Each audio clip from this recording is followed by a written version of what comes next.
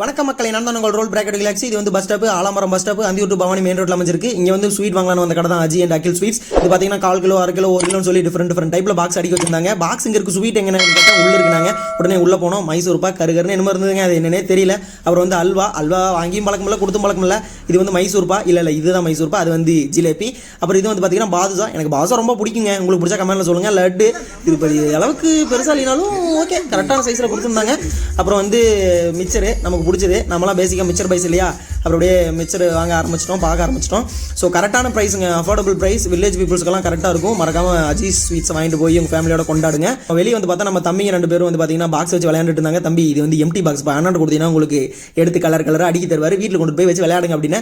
உடனே அண்ணன் வந்து அந்த பாக்ஸில் ஸ்வீட் எல்லாம் அடிக்கி அண்ணன் கொண்டு வந்து, அண்ணா நைட்டோட நைட்டாக எங்கள் அம்மா சுட்டதுங்கன்னா மறக்காம இதுதான் ஸ்வீட்டு, சாப்பிடுங்க, நல்லா இருங்க, என்ஜாய் பண்ணுங்க, ஹாப்பி தீபாவளி அப்படின்ட்டு இருந்தாப்புல.